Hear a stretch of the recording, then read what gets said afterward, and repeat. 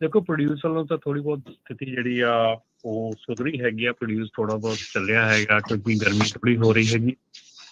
Rates ਵੀ standard ਜਿਹੜੇ normal rates ਹੁੰਦੇ ਆ ਉੱਥੇ ਤੱਕ ਤਾਂ ਹੈਗੇ ਰੇਟਸ ਜਿਹੜੇ ਆ।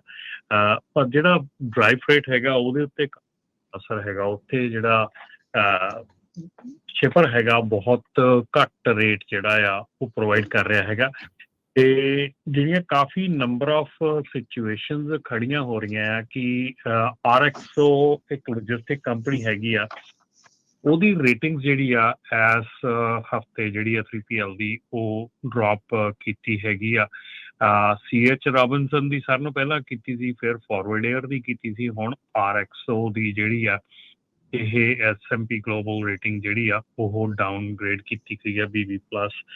ਤੇ ਇਹ ਜਿਹੜੀਆਂ ਚੀਜ਼ਾਂ ਹੈਗੀਆਂ ਇਹ ਕਾਫੀ ਚਿੰਤਾਜਨਕ ਹੈਗੀਆਂ ਇਸ ਵੇਲੇ।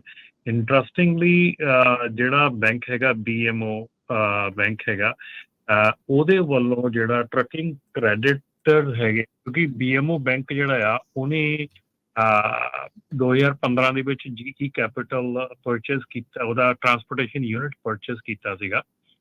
ਤੇ ਜਦੋਂ ਦਾ ਉਹਨਾਂ ਨੇ ਇਹ ਯੂਨਿਟ ਉਹਨਾਂ ਦਾ GE ਕੈਪੀਟਲ ਪਰਚੇਸ ਕੀਤਾ ਸੀਗਾ, ਜਿਹਦੇ 'ਚ ਕਿ ਰਫਲੀ 90% ਜਿਹੜਾ ਬਿਜ਼ਨਸ ਹੈਗਾ ਉਹ ਟਰਾਂਸਪੋਰਟੇਸ਼ਨ ਸੈਕਟਰ ਦੇ ਵਿੱਚ ਰਿਪੋਰਟਡਲੀ ਟਰੱਕ ਫਾਈਨੈਂਸਿੰਗ ਦੇ ਵਿੱਚ ਹੈਗਾ ਆ। ਠੀਕ ਹੈ।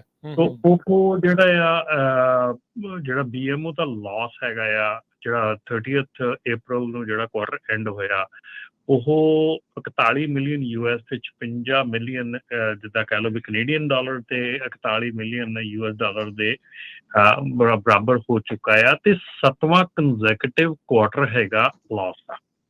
ਠੀਕ ਹੈ। ਸੋ ਇਹ ਜਿਹੜੀ ਚੀਜ਼ ਹੈਗੀ ਆ ਇਹ ਓਵਰਆਲ ਇਸ ਚੀਜ਼ ਨੂੰ ਦਿਖਾ ਰਹੀ ਆ ਕਿ ਜਿਹੜੀ ਟਰੱਕਿੰਗ ਮਾਰਕੀਟ ਹੈਗੀ ਆ ਉਹ ਬਹੁਤ ਹੀ ਜ਼ਿਆਦਾ ਇਸ ਵੇਲੇ ਬੀਟ ਅਪ ਹੋਈ ਪਈ ਆ। ਡੈਫੀਨੇਟਲੀ ਰੇਟਸ ਇਸ ਤੋਂ ਥੱਲੇ ਜਾਣ ਦਾ ਤਾਂ ਕੋਈ ਸਵਾਲ ਨਹੀਂ ਪੈਦਾ ਹੁੰਦਾ।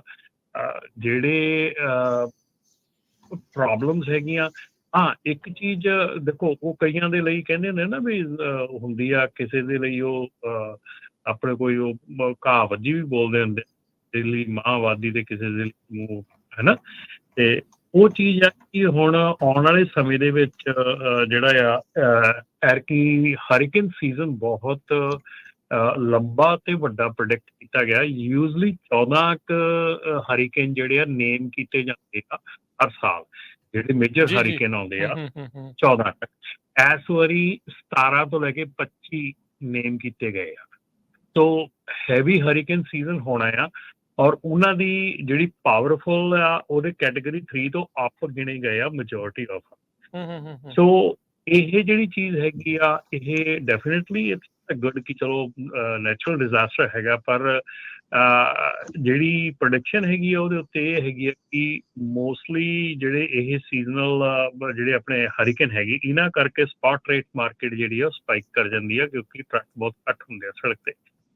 ਸੋ ਇਸ ਕਰਕੇ ਹੋ ਸਕਦਾ ਕਿ ਆਉਣ ਵਾਲੇ ਜਿਹੜੇ ਹਰੀਕੇਨ ਸੀਜ਼ਨ ਹੈਗਾ ਉਹਦੇ ਵਿੱਚ ਜਿਹੜਾ ਸਪਾਈਕ ਕਰੇ ਸਪਾਟ ਰੇਟ, ਬਿਕਾਜ਼ ਆਫ ਜਿਹੜੀ ਆ ਆਪਣੀ ਸਪਲਾਈ ਘੱਟ ਜਾਵੇ।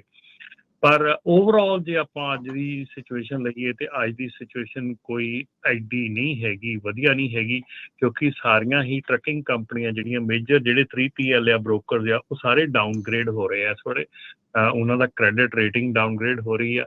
ਤੇ ਨਾਲ ਦੇ ਨਾਲ ਹੀ ਜਿਹੜਾ BMO ਬੈਂਕ ਵੱਲੋਂ ਜਿਹੜਾ ਦੱਸਿਆ ਗਿਆ ਕਿ ਜਿਹੜੀ ਕ੍ਰੈਡਿਟ ਕੰਡੀਸ਼ਨ ਹੈਗੀ ਆ ਉਹ ਵਰਸ ਹੋ ਰਹੀ ਆ। ਸੋ ਇਹ ਜਿਹੜੀਆਂ ਚੀਜ਼ਾਂ ਹੈਗੀਆਂ ਓਵਰਆਲ ਮਾਰਕੀਟ ਦੀ ਕਮਜ਼ੋਰੀ ਵੱਲ ਸਾਰਾ ਇਸ਼ਾਰਾ ਕਰਦੀਆਂ।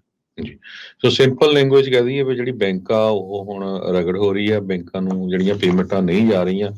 ਤੇ BMO ਨੇ ਇਹ ਦੱਸਿਆ ਵੀ ਪਹਿਲੇ ਕੁਆਰਟਰ 'ਚ ਹੀ ਕੈਨੇਡੀਅਨ 56 ਮਿਲੀਅਨ ਤੇ US ਦੇ 41 ਮਿਲੀਅਨ ਡਾਲਰ ਬਣਦੇ ਹੈਗੇ ਆ, ਉਹਨਾਂ ਨੂੰ ਲਾਸ ਹੋਏ ਹੈਗੇ ਆ।